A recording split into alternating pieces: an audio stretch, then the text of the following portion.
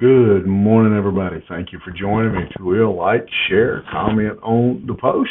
And then if you'd like to, we will be in Second Peter chapter 1 and verse number 8. And this verse is kind of the icing on top, if you will, of what Peter has just written about some of the characteristics, some of the qualities that should be in the life of a believer.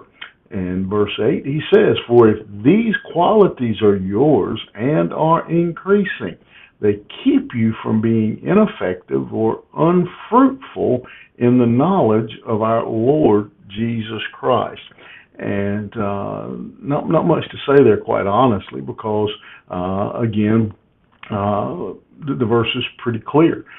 If these qualities that he has just mentioned, if we have the virtue and our knowledge and self-control, steadfastness, godliness, brotherly affection, love, if we have all these characteristics, these qualities are present in our life, he says, then they will help us to not be ineffective, or they will help us to be effective, that they will produce spiritual fruit in our life, and they will help, we will be helping others to bear spiritual fruit. We will be a blessing to others. We will bring joy to others. And, it's not difficult for an apple tree to have apples. That's what they do.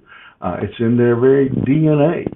You plant an apple tree, and if that apple tree is healthy, and that apple tree is nurtured and gets the nutrients and the rain, and the bees come by and pollen, it'll have apples. It just will. It's what an apple tree does. And a believer should have these characteristics that he has just mentioned.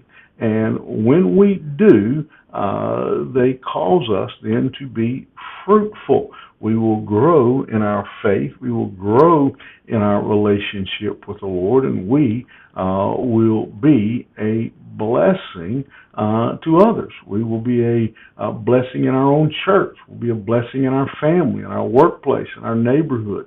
They will cause us to be effective and fruitful in our not what we know, in our knowledge of Jesus Christ. He says that it will become beneficial to you.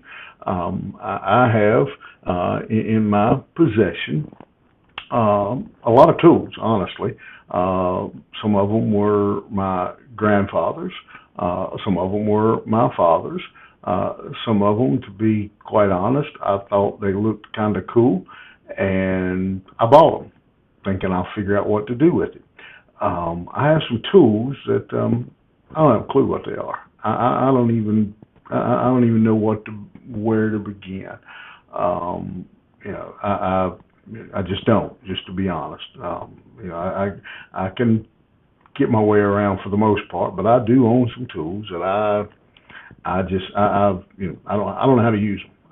I'm not even sure what they're for. Peter says here, if we'll allow these qualities to grow in our life, then we will be effective. If you were to hand me, for example, I have a Framing Square. If you hand me a Framing Square and tell me to cut you a set of stair treads, I don't have a clue.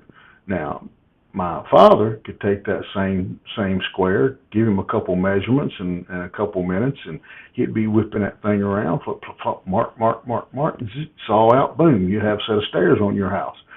You might have a set of stairs on your house if I did it, but you probably couldn't walk up on, because I would be ineffective, because I don't have that knowledge. I don't have that it's just not in me.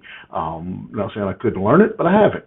If we work on these things that Peter has just mentioned, the affection, the love, the godliness, he says, then you'll be fruitful, you'll be effective, you'll be useful for the kingdom. And isn't that what every one of us wants to do is to be effective, to be useful in the kingdom. And if you'd say no to that question, then we need to have a different conversation. You think about it. Have a good day. We'll see you here tomorrow morning.